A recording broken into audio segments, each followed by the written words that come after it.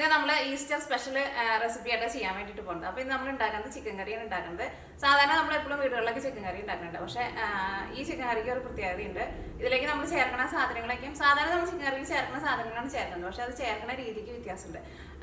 ഇത് ഒന്നല്ലെങ്കിൽ നമുക്ക് ചിക്കൻ റോസ്റ്റ് എന്ന് പറയാം, അത്രയ്ക്ക് അങ്ങനെ ഡ്രൈ ആയിട്ടല്ല എടുക്കുന്നത്, കുറച്ച് ഇങ്ങനെ തിക്കായിട്ടുള്ള ഒരു ഗ്രേവി ആയിട്ടാണ് എടുക്കുന്നത്.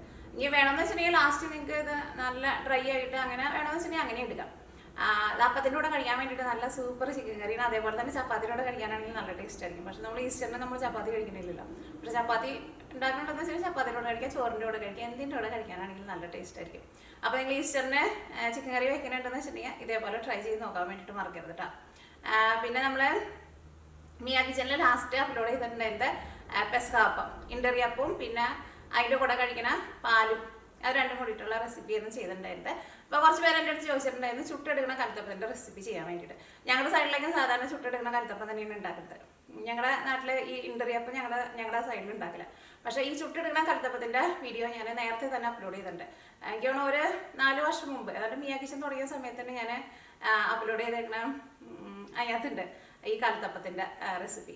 അപ്പോൾ നിങ്ങൾക്ക് ആർക്കെങ്കിലും ആ റെസിപ്പി വേണമെന്ന് വെച്ചിട്ടുണ്ടെങ്കിൽ യൂട്യൂബിൽ പോയിട്ട് മിയാ കിച്ചൺ കലത്തപ്പം എന്ന് പറഞ്ഞിട്ട് സെർച്ച് ചെയ്തിട്ടുണ്ടെന്ന് വെച്ചിട്ടുണ്ടെങ്കിൽ നിങ്ങൾക്ക് ആ റെസിപ്പി കിട്ടൂട്ടാ.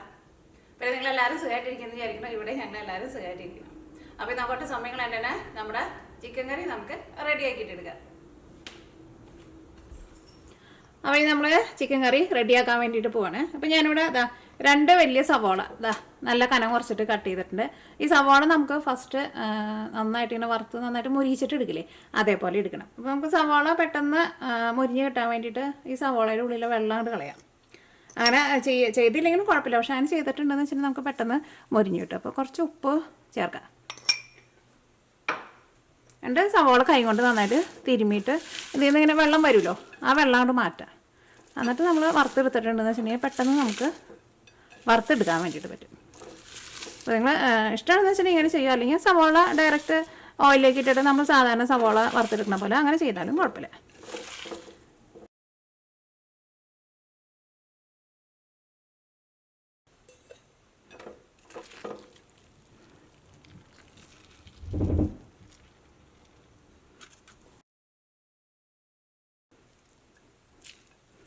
ഇങ്ങനെ സവാള ഇതേപോലെ ഇങ്ങനെ പിഴിഞ്ഞ് വെള്ളം കളഞ്ഞ് കഴിഞ്ഞിട്ട് ഞങ്ങളുടെ സൈഡിലേക്ക് സർലാസ് ഉണ്ടാക്കും.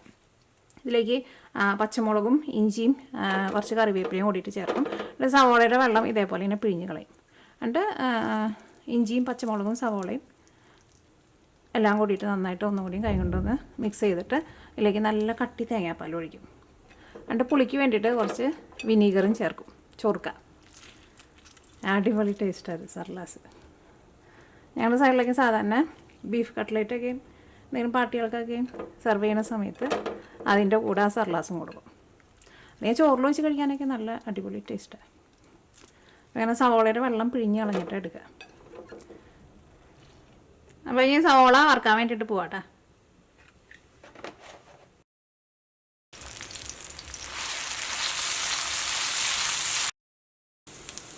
നമ്മുടെ സവാള അവിടെ ഇരുന്നിട്ട് മൊരിയട്ടെ. അപ്പോൾ സവാള മൊരിയുന്ന നേരം കൊണ്ട് നമുക്ക് ഈ ചിക്കൻ കറിയിലേക്ക് വേറെ കുറച്ച് സാധനങ്ങളും കൂടിയിട്ട് ആവശ്യമുണ്ട്. അതും കൂടിയിട്ട് റെഡി ആക്കിയിട്ടെടുക്കാം. അപ്പോൾ ഇവിടെ ഞാൻ ഇതേപോലെ ഒരു വലിയ കഷ്ണം ഇഞ്ചി എടുത്തിട്ടുണ്ട്. ഇഞ്ചി ഇതേപോലെ കുറച്ച് വലിയൊരു കഷ്ണം എടുക്കാം കേട്ടോ. ഇഞ്ചിയും പിന്നെ വെളുത്തുള്ളി ഇതേപോലത്തെ ഒരു വലിയ കൂട് വെളുത്തുള്ളിന് എടുത്തേക്കുന്നത്. ഇത് രണ്ടും കൂടിയിട്ട് ക്ലീൻ ചെയ്ത് കഴിഞ്ഞിട്ട് മിക്സിയിൽ ഇട്ടിട്ട് വെള്ളമൊന്നും ചേർക്കേണ്ടത് ജസ്റ്റ് ഒന്ന് കറക്കി എടുത്തിട്ടുണ്ട്.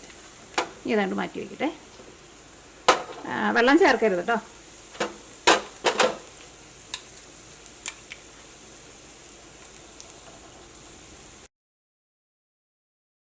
ഇനി അടുത്തത് നമുക്ക് ഇതിലേക്ക് വേണ്ടത് മല്ലിയിലയാണ് വേണ്ടത്. മല്ലിയില ആയിരുന്നാലും അത്യാവശ്യം നന്നായിട്ട് എടുത്തിട്ടുണ്ട്. ഇത്രയ്ക്ക് മല്ലിയില എടുത്തിട്ടുണ്ട്. ഇത് നന്നായിട്ട് കടി എടുത്തിട്ടുണ്ട്. ഇതും മിക്സിയുടെ ഈ ചെറിയ ജാറിലിട്ടിട്ട് ഒന്ന് കറക്കിയിട്ട് എടുക്കുക. ഭയങ്കരമായിട്ട് ഇങ്ങനെ പേസ്റ്റ് പോലെ അരയ്ക്കൊന്നും വേണ്ട, ജസ്റ്റ് ഒന്ന് കറക്കിയിട്ട് എടുക്കുക. അത് വെളുത്തുള്ളിയുടെ കൂടിയിട്ട് കറക്കിയെടുത്താലും കുഴപ്പമില്ല. പക്ഷേ ഇതിങ്ങനെ കൂടുതൽ അരഞ്ഞിട്ട് ഇങ്ങനെ വെള്ളം പോലെ ആവരുത്, ജസ്റ്റ് ഒന്ന് കറക്കിയിട്ട് എടുക്കുക.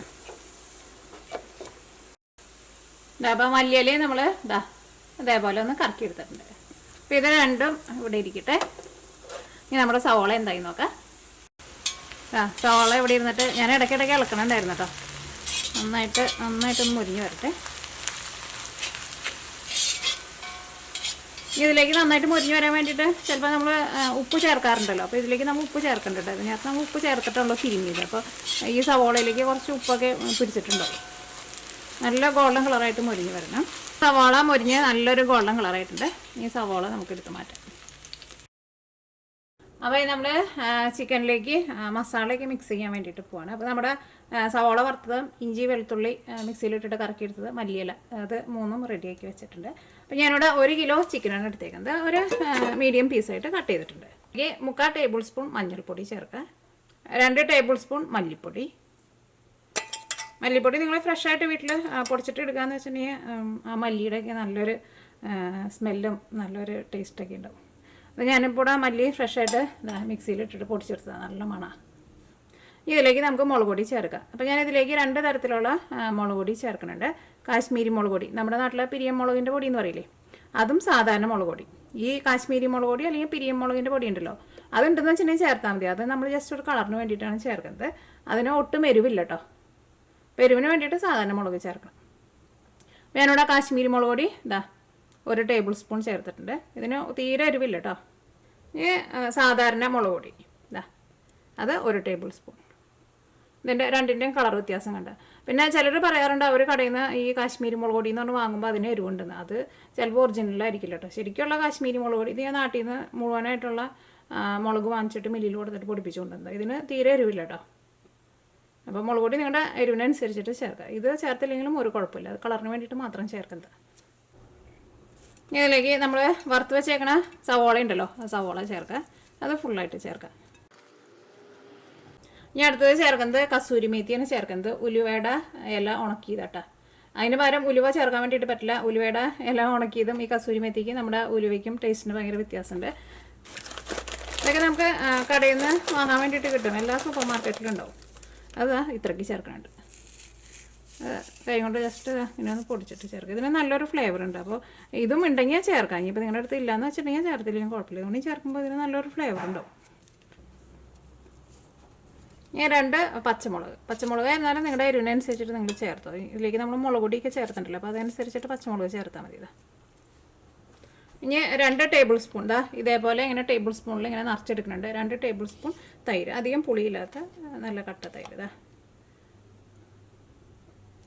ഇതിപ്പോൾ നമ്മൾ ടേബിൾ സ്പൂണിൽ വടിച്ചെടുക്കാമെന്ന് വെച്ചിട്ടുണ്ടെങ്കിൽ 3 ടേബിൾ സ്പൂൺ ഉണ്ടാവും കേട്ടോ. ഇത് സാധാരണ നമ്മൾ വീട്ടിൽ ഉപയോഗിക്കുന്ന ടേബിൾ സ്പൂണിൽ നിറച്ചെടുത്തിട്ടുണ്ട്. ഇതിലേക്ക് ആവശ്യത്തിന് ഉപ്പ് ചേർക്കുക. നിങ്ങൾ ആ സവോള നമ്മൾ മൊരിച്ചതിന് ഉപ്പുണ്ടോ എന്ന് നോക്കിയിട്ട് അതനുസരിച്ചിട്ട് ഉപ്പ് ചേർത്താൽ മതി കേട്ടോ. അപ്പോൾ നമ്മൾ എല്ലാവരും ചേർത്ത് കഴിഞ്ഞിട്ടുണ്ട്. ഇനി ഇതെല്ലാം കൂടിയിട്ട് നന്നായിട്ടൊന്ന് മിക്സ് ചെയ്തിട്ട് എടുക്കുക. ഇനി നമ്മുടെ ഇഞ്ചിയും വെളുത്തുള്ളിയും പിന്നെ നമ്മുടെ മല്ലിയിലയും ഉണ്ടല്ലോ, അത് ഇതിൻ്റെ കൂടെ നമ്മൾ ചേർക്കണില്ല. അത് നമ്മൾ ഫസ്റ്റ് ഓയിലിട്ടിട്ട് ഒന്ന് നന്നായിട്ട് മൊരിച്ച് കഴിഞ്ഞിട്ടാണ് നമ്മൾ ഇത് ചേർക്കുക. അപ്പോൾ ആ മല്ലിയില അതേപോലെ നന്നായിട്ട് മൊരിച്ച് എടുത്ത് കഴിയുമ്പോൾ അതിന് നല്ലൊരു ഫ്ലേവറും നമ്മുടെ ചിക്കൻ കറിക്ക് നല്ലൊരു അടിപൊളി ടേസ്റ്റ് ആയിരിക്കും. ചിക്കനിൽ മസാലയൊക്കെ നന്നായിട്ട് മിക്സ് ആയിട്ടുണ്ട്. ഇനി ഇത് നമുക്ക് 2 മണിക്കൂർ റെസ്റ്റ് ചെയ്യാൻ വേണ്ടിയിട്ട് വയ്ക്കാം. 2 മണിക്കൂർ ഫ്രിഡ്ജിൽ വയ്ക്കാം. നിങ്ങളുടെ അടുത്ത് ഇപ്പോൾ ഒട്ടും സമയമില്ലാന്ന് വെച്ചിട്ടുണ്ടെങ്കിൽ കുറഞ്ഞത് ഒരു അരമണിക്കൂറെങ്കിലും വയ്ക്കണം. അല്ലെങ്കിൽ ഇപ്പോൾ നിങ്ങൾക്ക് തലേ ദിവസം ഇതേപോലെ മിക്സ് ചെയ്തിട്ട് ഫ്രിഡ്ജിൽ എടുത്ത് വെച്ചിട്ട് പിറ്റേ ദിവസം എടുത്താലും കുഴപ്പമില്ല. പക്ഷേ കുറഞ്ഞത് ഒരു 2 മണിക്കൂർ വയ്ക്കാം. ഇനി ഒട്ടും സമയമില്ലാന്ന് വെച്ചിട്ടുണ്ടെങ്കിൽ അരമണിക്കൂറെങ്കിലും വയ്ക്കാം. അല്ലെങ്കിൽ ഇതേപോലെ മിക്സ് ചെയ്തിട്ട് ഫ്രിഡ്ജിലേക്ക് എടുത്ത് വയ്ക്കാം. അപ്പോൾ ഒരു 6-7 മണിക്കൂർ ഫ്രിഡ്ജിൽ ഇരുന്നാലൊന്നും കുഴപ്പമില്ല. ഇനി നമ്മൾ ചിക്കൻ കറി റെഡിയാക്കാൻ വേണ്ടിയിട്ട് പോവാണ്. അപ്പോൾ ഞാനിവിടെ ആ സവാള വറുത്തുന്ന സെയിം ഓയിൽ തന്നെയാണ് എടുത്തേക്കുന്നത്. തീ ഓണാക്കട്ടെ. ഈ ചൂടായ ഓയിലിലേക്ക് നമ്മൾ ഇഞ്ചിയും വെളുത്തുള്ളിയും മിക്സിയിലിട്ട് കറക്കി വെച്ചിട്ടില്ല, അത് ചേർക്കുക. ഇതിലേക്ക് നമ്മൾ മല്ലിയിലയും കറക്കി വെച്ചിട്ടില്ലേ, അതും ചേർക്കുക. ഇനി ഇത് 3ഉം കൂടിയിട്ട് നന്നായിട്ട് മുരിയണം.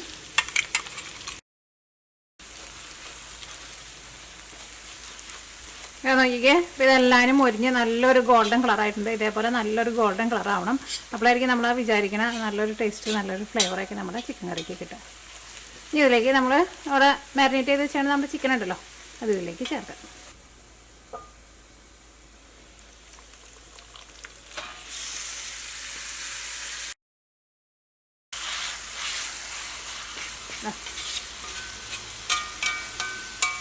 ഇനി നമുക്കൊരു മീഡിയം ഫ്ലെയിമിൽ വെച്ചിട്ട് മൂടി വയ്ക്കാം. കാരണം ചിക്കൻ നന്നായിട്ട് ചൂടായിട്ട് ചിക്കൻ്റെ ഉള്ളിൽ നിന്ന് നന്നായിട്ട് ജ്യൂസൊക്കെ വന്നു കഴിഞ്ഞ് കഴിയുമ്പോൾ നമുക്ക് അതനുസരിച്ചിട്ട് തീ കൂട്ടി വയ്ക്കാം. അപ്പോൾ സ്റ്റാർട്ടിങ്ങിൽ തന്നെ തീ നന്നായിട്ട് കൂട്ടി വയ്ക്കരുത്, കറി അടിയിൽ പിടിക്കും കേട്ടോ. കാരണം ചിക്കൻ നന്നായിട്ടൊന്ന് ചൂടായിട്ട് വരണം, അപ്പോൾ അതിൻ്റെ ഉള്ളിൽ നിന്ന് ജ്യൂസൊക്കെ ആയിട്ട് വരുള്ളൂ.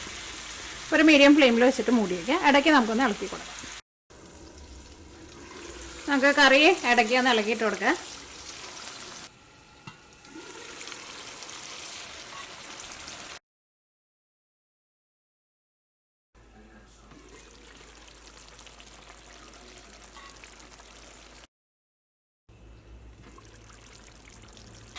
അപ്പോൾ നമ്മുടെ കറിയിൽ ചിക്കനൊക്കെ നന്നായിട്ട് വെന്തിട്ടുണ്ട്. കറിയിലായിരുന്നാൽ അത്യാവശ്യം നന്നായിട്ട് ചാറുണ്ട്, ഒരുപാട് ഭയങ്കര ചാറില്ല, എന്നാലും ഒരു തിക്കായിട്ടുള്ള ഒരു ഗ്രേവി ഉണ്ട്. ഇത് നമുക്ക് ചപ്പാത്തിയുടെ കൂടെ കഴിക്കാൻ വേണ്ടിയിട്ട് നല്ല കറക്റ്റ് ഭാഗമായിരിക്കും. ചപ്പാത്തിയുടെ കൂടെ, അപ്പത്തിൻ്റെ കൂടെ, ചോറിൻ്റെ കൂടെ, ബ്രെഡിൻ്റെ കൂടെ, എന്തിൻ്റെ കൂടെ കഴിക്കാനാണെങ്കിലും നല്ല അടിപൊളി ടേസ്റ്റ് ആയിരിക്കും. ഇതിലേക്ക് നമുക്ക് ടേസ്റ്റിന് വേണ്ടിയിട്ട് ഗരം മസാല ചേർക്കാം. അത് നിങ്ങളുടെ ടേസ്റ്റിനനുസരിച്ചിട്ട് ചേർക്കാം. നിങ്ങൾ ഫസ്റ്റ് കുറച്ച് ചേർക്കുക, അത് കഴിഞ്ഞിട്ട് എല്ലാം കൂടിയിട്ട് മിക്സ് ചെയ്ത് കഴിഞ്ഞിട്ട് ടേസ്റ്റ് നോക്കിയിട്ട് വേണമെന്ന് വെച്ചിട്ടുണ്ടെങ്കിൽ അതനുസരിച്ചിട്ട് ചേർത്ത് കൊടുക്കാം.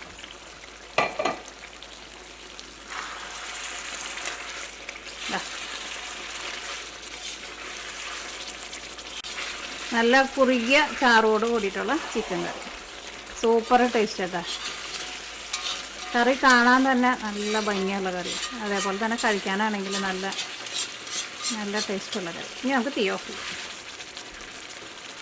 ചിക്കൻ കറി റെഡി ആയിട്ടുണ്ട്. അപ്പോൾ നമ്മുടെ ഈസ്റ്ററിന് നിങ്ങൾക്ക് ചിക്കൻ കറി വെക്കാൻ വേണ്ടിയിട്ട് പ്ലാൻ ഉണ്ടെന്ന് വെച്ചിട്ടുണ്ടെങ്കിൽ ഇതേപോലെ ട്രൈ ചെയ്ത് നോക്കാൻ വേണ്ടിയിട്ട് മറക്കരുത് കേട്ടോ. ഉറപ്പായിട്ട് നിങ്ങൾക്ക് എല്ലാവർക്കും നല്ല ഇഷ്ടമാവും. റെഡിയാക്കിയിട്ട് എടുക്കാനെന്ന് വെച്ചിട്ടുണ്ടെങ്കിൽ ഭയങ്കര സിമ്പിളായിട്ട് തന്നെ റെഡിയാക്കിയിട്ട് എടുക്കുക. കഴിക്കാനെന്ന് വെച്ചിട്ടുണ്ടെങ്കിൽ നല്ല ടേസ്റ്റുള്ള ചിക്കൻ കറി.